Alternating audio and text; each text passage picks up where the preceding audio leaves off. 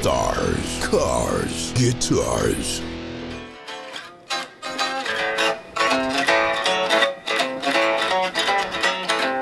To be an inspired guitar player, you've got to take chances. I have the ability to play outside of my own skill level when I'm on stage sometimes, if I'm fearless enough, which of course is where you want to go. You don't want to know what you're going to do next. We always thought that jazz musicians made it up as they went along. No, some of them don't. And I would hate to be in that position. I mean, this is like being being constrained by you're not allowed to have the imagination to push out into other areas. I wouldn't like that at all. I love it when I don't know what I'm going to do next. I remember somebody bumping into me once on stage when I was in the middle of taking a solo. I had my eyes closed. I didn't know where I was, didn't even know what key I was in. They bumped into me, and it was like being pushed off the top of a hill. I just fell down the hill in a heap. I couldn't remember where I was. I didn't know what the key I was in, anything. Because you're just away with the fairies. You know, it's great. That must be a great feeling. It's a wonderful feeling. That's why we do it.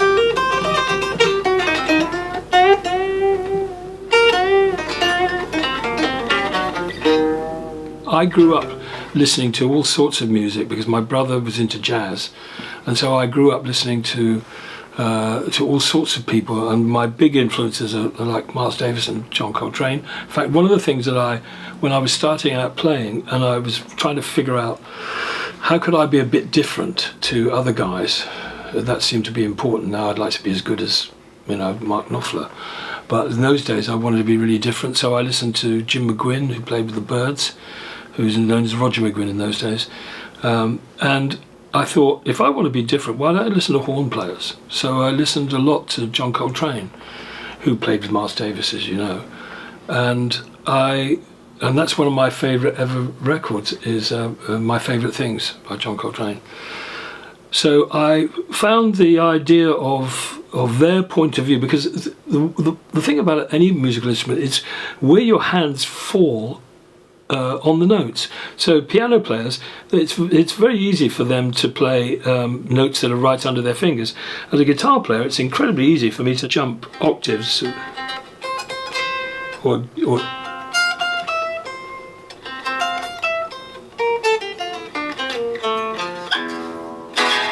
so I can jump across the neck very quickly and easily. Whereas a piano player's got a long range, so you find that guitar players will all have a certain, shall we say, it's almost like a repertoire of licks that fall easily under the hand. Right, the fingers go there easily. So when you listen to a horn player, they have a whole different approach because of the way their hands are on the instrument. So you can't really think like a horn player, but you can listen to what they do and incorporate that a bit into your playing. And I found that helped me a lot in being slightly different, which was, when you're starting out, you're trying desperately to find out what it means to have something to say. People say, he's got a great facility, but he's got nothing to say. And you think, what am I supposed to say, for God's sake? I haven't got a clue what that even means. Oh, he's got soul and he doesn't. What is that? It's so difficult when you're a beginner and I didn't have a teacher. I didn't have a teacher until I was 43. So I wanted to find a way to stand out. So that was my idea of how to do it.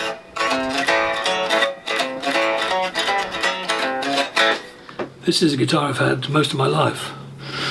It fell into my hands for $250. Back in Los Angeles, I was over there courtesy of Cat Stevens doing a session for him. And we went out to the shops and looked on Sunset Strip, the Guitar Centre and the other shops that were around in those days. And I'd been looking for a Strat, and I saw this one. I didn't have any money.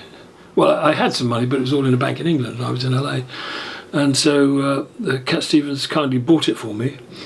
I think I paid him back for $250, which was quite a lot of money in those days. And I've had it ever since, and it's a 1964 pre-CBS Strat in fairly wretched condition. I think that bit there is when I threw it at Carmine Apiece on stage one night. The rest of the bangs and crashes on it, I don't know where they've come from. But it's a great sounding guitar. I haven't plugged it in today because noisy neighbours and stuff. But I do love it. It's a great guitar.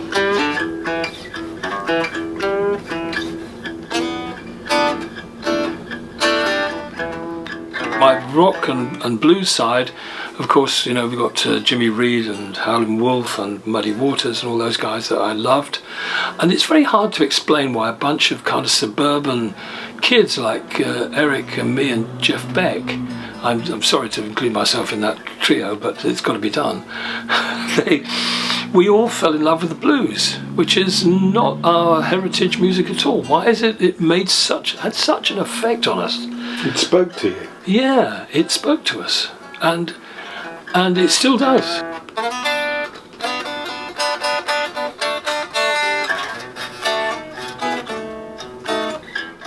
I was in a little band at the time, hardly known at all, called Blossom Toes, and we were managed by Giorgio Gamelski, who also managed the Yardbirds. So we would find ourselves opening for them at the Marquee, so I would get to hang with, this is when Eric was playing guitar for them. So I knew about those guys, and we've shared the love of blues. The band I was in before that was called the Dissatisfied Blues Band, that backed up Howling Wolf at Klux Kleek one time, and I remember him saying to us just before we went on, he said, "I know you boys can play the blues." Right? We were about 19 or 20, and we knew absolutely nothing about anything. "I know you boys can play the blues," and so we did. And I played with, and that was me playing with Hubert Sumlin, who was Howling Wolf's guitar player, and boy, was that wonderful. I was just, I'd have paid money to, instead of getting paid whatever it was, £5 to be there, I'd have paid 50 quid to stand next to Hubert Sumlin anyway, not even play.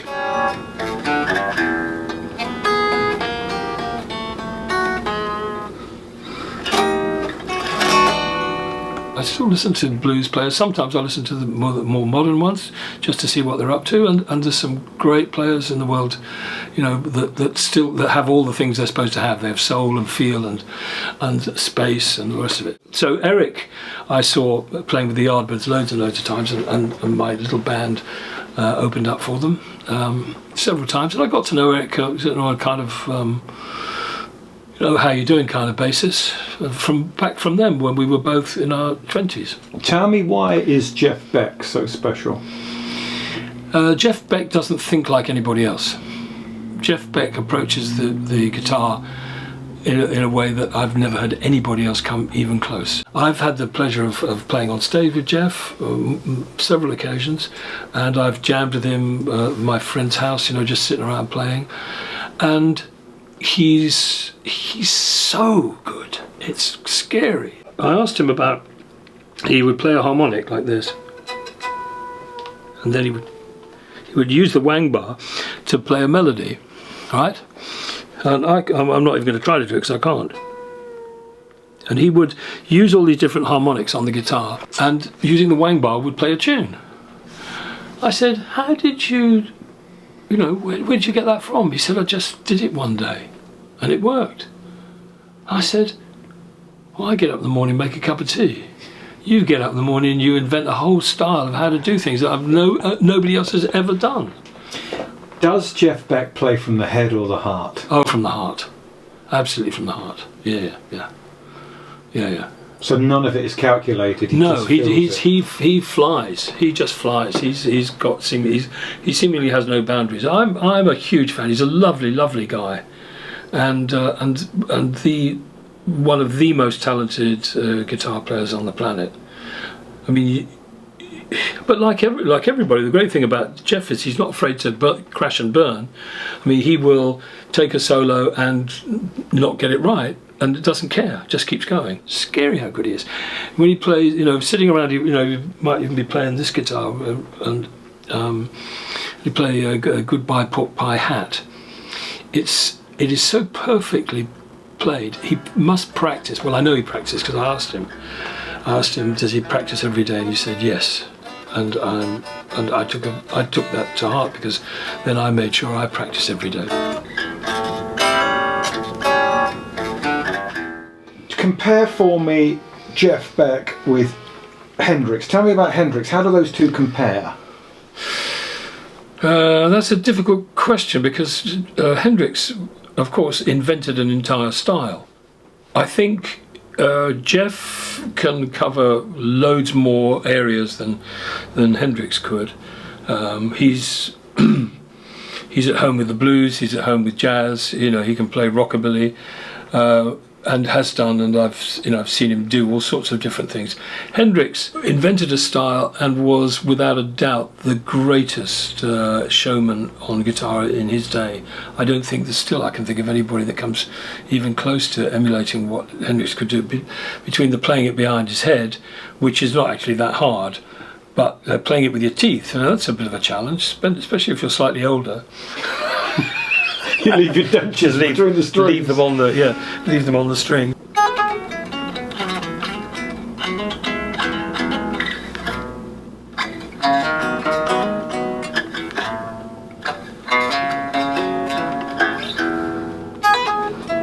Did you see Hendrix? I did. I saw Hendrix play. I think maybe it was Earl's Court, and he was extraordinary, absolutely extraordinary. The power, the invention, the delivery, the style, the entire package. I was mesmerised. At that point, I would have run off with him and gone and turned entirely gay just to be with Hendrix. He had such an enormous effect on you emotionally, spiritually, musically. I mean, ridiculously powerful performer.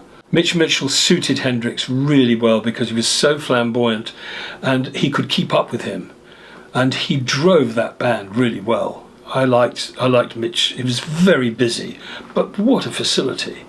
I mean, he had all the stuff that Buddy Rich would have. I mean, he was a fantastic drummer. I think really what I've learnt from this is the personality of the person can come out in the playing and the guitar. Yeah. And you're right, with Jimi Hendrix, you got the whole package.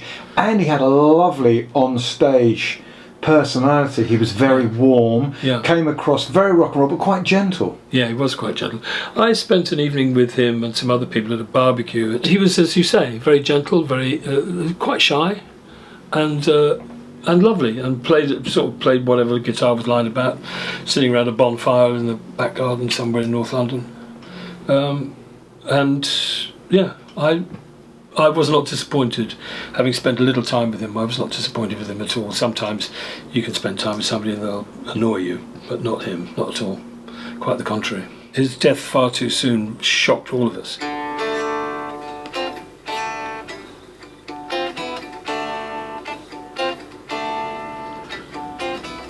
This is normally played on a piano. It's heard it through the grapevine. If you're learning a song and it's been written by somebody on piano, it can be quite hard, it can be quite tricky. So I always try and learn songs that have been written on guitar.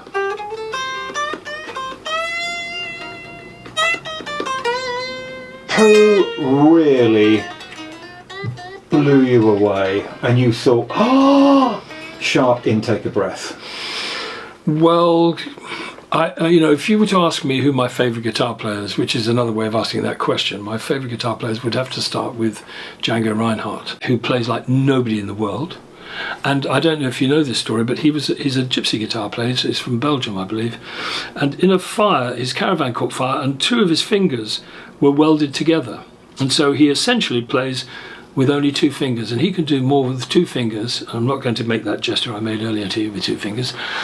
he can do more than two fingers than I can do with four, or even if I had another five grafted on. He is so skillful and so lyrical and melodically just extraordinary. So that would be my first big love, would be Django Reinhardt on the Hot Club of France. And then you'd have to go to from my interest in jazz would be there was an album with John McLaughlin, Al Di Meola, and Paco de Lucia. These are guys with the most momentous techniques in the world. And at a time when I was interested in technique as pretty well for its own worth, I then spotted that Paco had all the technique that the other guys had, but had restraint as well. And that was most interesting for me. because restraint was not something I had any idea about.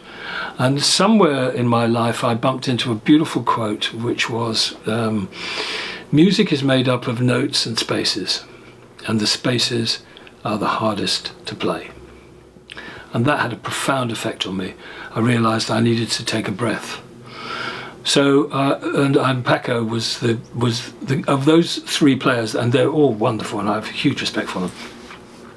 Paco was the man who stood out to me.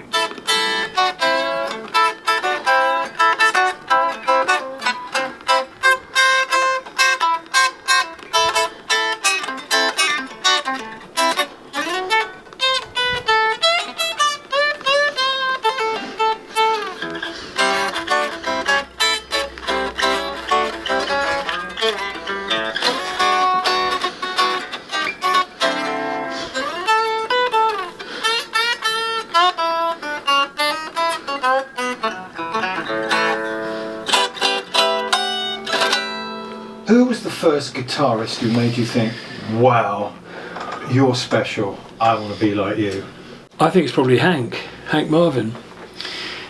I mean, you've got to go a long way in the music business to have your name, just your Christian name, be used in Cockney rhyming slang, as in, I'm feeling a bit Hank Marvin, starving.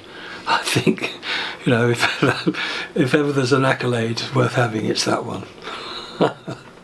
And yeah, Hank and Dwayne Eddy were the guys that my generation were listening to. I mean, pretty well everybody who's my friends and people that I've bumped into say that that was their first influence. Jim, I always think of the Shadows as being a bit stiff, not very rock and roll, not very showbiz, delivering the goods and being great musicians, but just a little bit cardboard. Yeah, that's cruel, unkind, and wrong. But other than that, it's correct. They were all great players. I had the pleasure of jamming with. Excuse me, I'm just going to put my tea down now. Is that all right, Mum? I've got a coaster. We're all right. I had the pleasure of jamming with Bruce Welch, and as I've played rhythm guitar quite a lot in the various bands that I've been in, as well as being a soloist, I recognise how tricky that job is.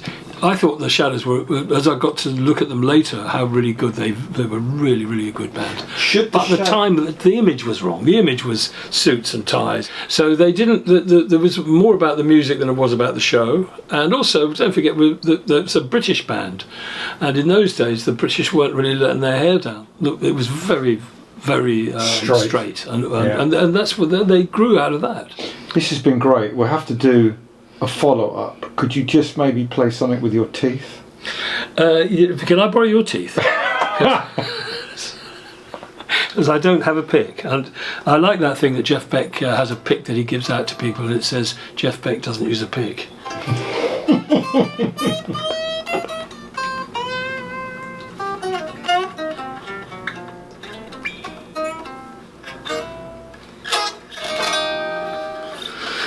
The rest of it's going to cost money. Stars, Cars, Guitars was produced by Tom Stroud.